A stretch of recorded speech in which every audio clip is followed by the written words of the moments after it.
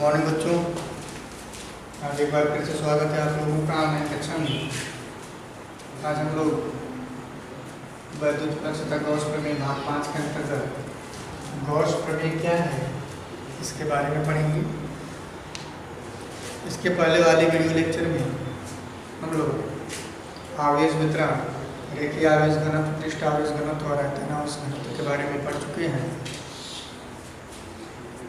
जिसका उपयोग हम लोग गॉस प्रमेय द्वारा जो वैद्युत क्षेत्र की तीव्रता की गणना करेंगे उन्हें हम यहाँ पर इस्तेमाल करेंगे। गॉस प्रमेय क्या है? गॉस प्रमेय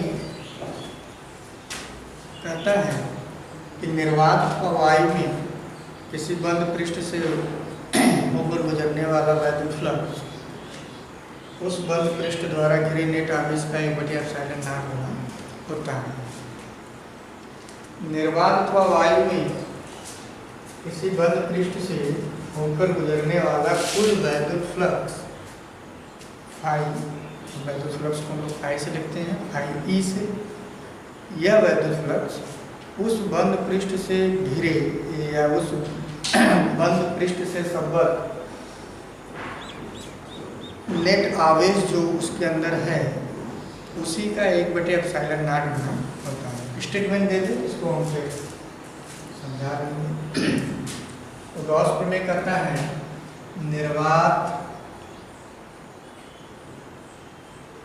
अथवा वायु में किसी बंद पृष्ठ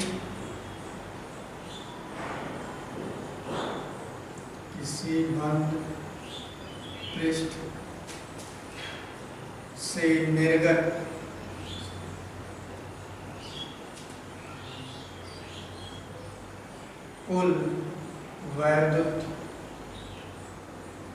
कुल वैद्युत फ्लक्स पृष्ठ से घिरे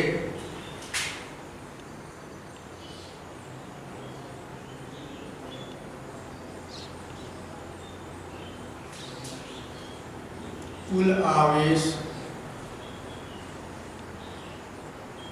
का 1/ε0 गुना होता है। निर्वात वायु में किसी बंद पृष्ठ से निर्गत कुल वैद्युत फ्लक्स पृष्ठ से घिरे कुल आवेश का 1/ε0 गुना होता है। इसे हम लोग मैथमेटिकली इस तरह से डिफाइन कर सकते हैं। वैद्युत फ्लक्स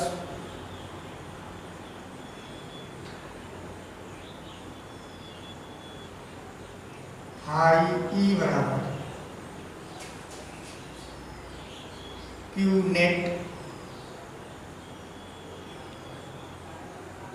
अपान क्यू नेट का 1/ε0 गुना कर दो, तो फाई ई बराबर क्यू नेट बटे एप्सिलॉन। क्यू नेट से क्या मतलब है? बंद पृष्ठ के अंदर के आवेश से मतलब है। जैसे यहाँ पर मान लें किसी निर्वात वायु में कोई एक पृष्ठ है, इसको हम लोग गॉसियन पृष्ठ कहते हैं। कौन सा पृष्ठ? गॉसियन पृष्ठ। गॉसियन पृष्ठ प्रायः सममित लेते हैं, गोलाकार या बेलनाकार या घन के आकार का।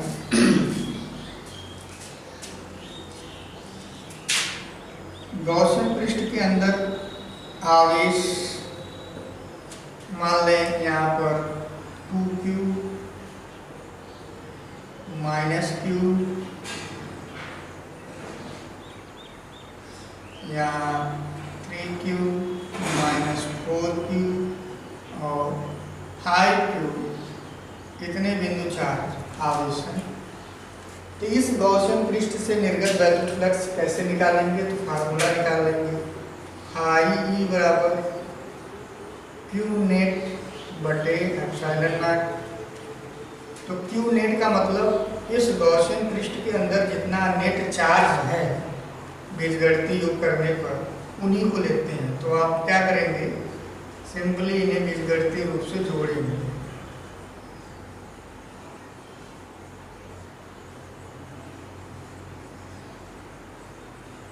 ये नेट चार्ज हो गया बटे एप्सिलॉन नॉट से हल कर देंगे बच्चों, तो ये हो जाएगा 2q 3q 5q 5 के 8 10 q और माइनस माइनस कितना हो गया -5q बटे एप्सिलॉन नॉट निकालेगा 5q बटे एप्सिलॉन नॉट। ये हो गया वैद्युत फ्लक्स। तो निर्वात अथवा वायु में किसी बंद पृष्ठ से निर्गत कुल वैद्युत फ्लक्स पृष्ठ से घिरे कुल आवेश का एप्सिलॉन नॉट गुना होता है। तो क्यू नेट का मीनिंग समझ में आ गया होगा कि किसी बंद पृष्ठ के अंदर जितना नेट आवेश है बीजगणितीय योग करने पर उसी चार्ज को हम लोग इसमें लेते हैं। इसे हम लोग इस तरह से भी लिख सकते हैं, अथवा I is equal to closed integration of E dot dA is equal to Q net बटे एप्सिलॉन। तो Q नेट ना लिख के हम लोग Q लिखें तो भी हमें समझ में आना चाहिए कि वो Q का मतलब उस बंद पृष्ठ के अंदर कुल आवेश से ही मीनिंग है। तो इसको हम इस तरह से भी लिख सकते हैं। तो ये है गॉस थ्योरम, गॉस प्रमेय। अब आगे के वीडियो लेक्चर में हम लोग इसी को प्रूव करने वाले हैं। गॉस प्रमेय है क्या, ये तो हमने देख लिया। अब गॉस प्रमेय को हम डिराइव कैसे करेंगे, हमें formula I is equal to Q upon epsilon not इसको डिराइव करना है। अगले वीडियो लेक्चर में इसको हम लोग देखेंगे। इससे आप स्क्रीनशॉट ले लीजिए।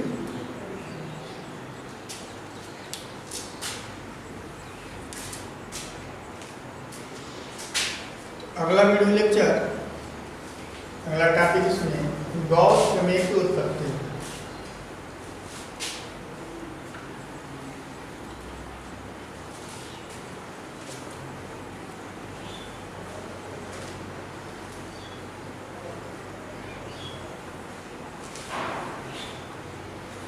अच्छा, इसमें एक बात और लिख लिया जाए बच्चों, इसके आगे नोट्स करके याद रखिए कि यदि निर्वात अथवा वायु का ऊपर कोई माध्यम हो तब आप क्या लिखेंगे, यदि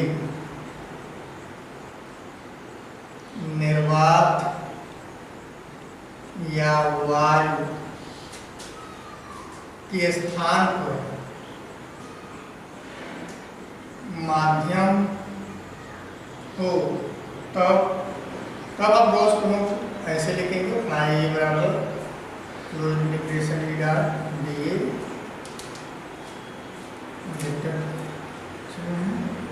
बराबर Q upon epsilon not K, या K लिखेंगे जहाँ K क्या है,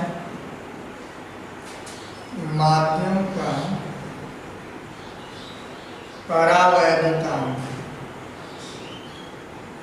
ये याद रखेंगे। यदि माध्यम हो तो आप नीचे बट्टी में K लिख देंगे, अगर निर्वात अथवा वायु हो तो केवल एप्सिलॉन नॉट रख देंगे जो इसे आप लोग कर लेंगे।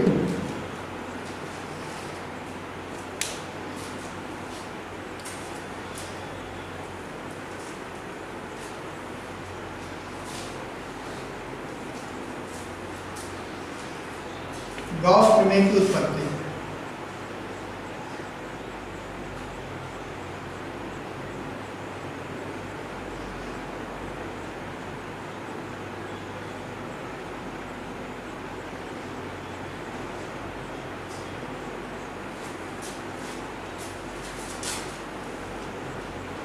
तो मान लेते हैं कोई बिंदु आवेश निर्वात अथवा वायु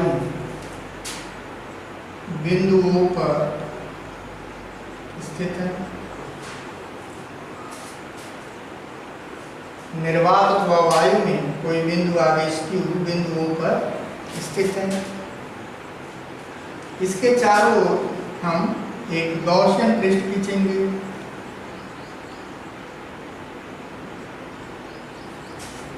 और इस गॉसियन पृष्ठ थोड़ी सी स्टेटमेंट में चेंज पहले गॉसियन पृष्ठ नहीं खींचेंगे। अब हम इससे स्मॉल आर दूरी पर कोई बिंदु P ले लेते हैं, ठीक है, कोई बिंदु P ले लेते हैं। अब इस बिंदु P से होकर गुजरने वाला एक गॉसियन पृष्ठ खींचते हैं, गॉसियन पृष्ठ ऐसे हमने एक गॉसियन पृष्ठ खींच दिया। अब इस बिंदु P के चारों तरफ एक इस पृष्ठ का एक छोटा सा भाग पृष्ठ क्षेत्रफल लेते हैं और इस पृष्ठ क्षेत्रफल को हम लोड करते हैं ds। इसका क्षेत्रफल बहुत कम,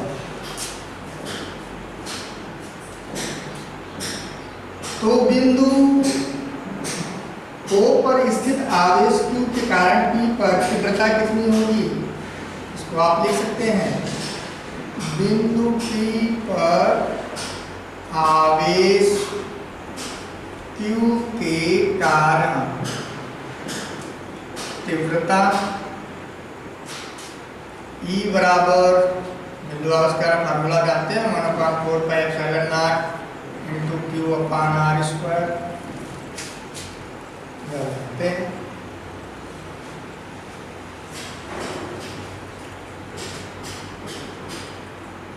तीव्रता की डायरेक्शन इस तरह से नोट कर देते हैं E,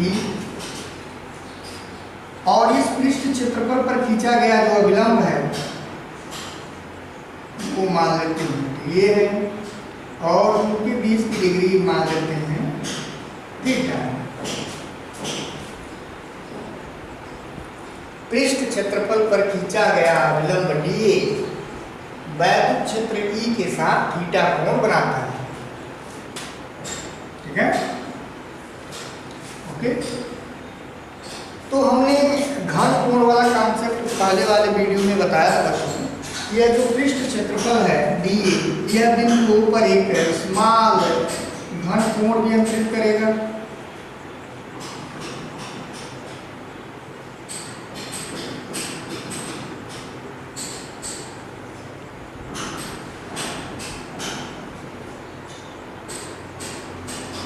मान लेते हैं वह घन कोण बिंदु O पर जो उसने बनाया वह है D ओमेगा।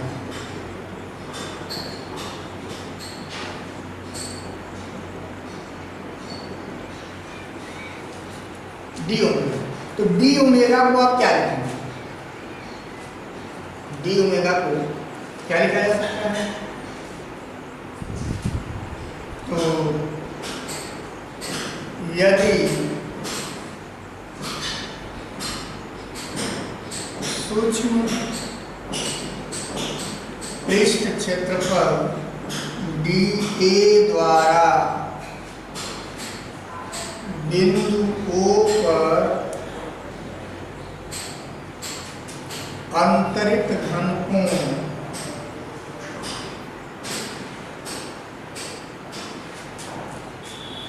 डी ओमेगा हो तो डी ओमेगा बराबर DA cos थीटा बटे R स्क्वायर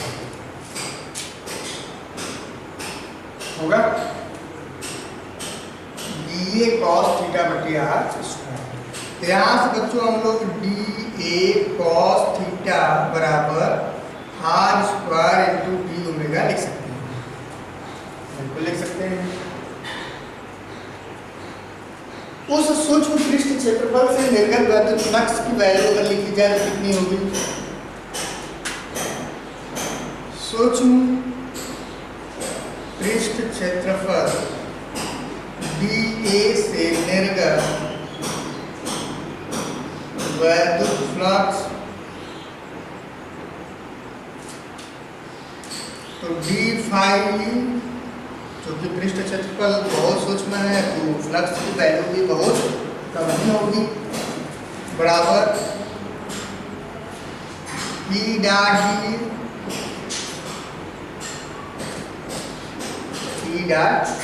D तो संपूर्ण गॉसियन पृष्ठ से निर्गत वैद्युत फ्लक्स, संपूर्ण, इसको एक बार ऐसे लिख देते हैं, चलिए बात कर लेते हैं। संपूर्ण गॉसियन पृष्ठ से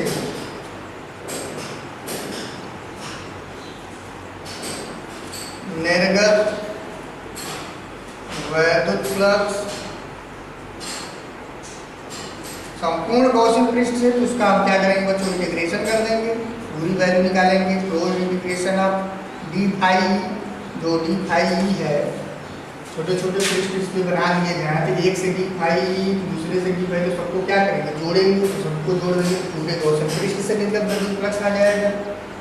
डी फाई ई को हम इंटीग्रेट कर देते हैं, तो डी फाई ई को इंटीग्रेट जब आप करेंगे तो डी फाई ई बराबर है क्या, ई डॉट डी ए है, और ई डॉट डी ए को यदि हम तोड़ेंगे तो लिखेंगे ई बी ए कॉस थीटा, और बी ए कॉस थीटा वहाँ क्या लिखते हैं, आर स्क्वायर डी हो गया, तो हो जाएगा E into R square d omega. ठीक है, क्लियर। अब हमें ई भी मालूम है, ई को इसमें आके रख देंगे, कर दिया जाए,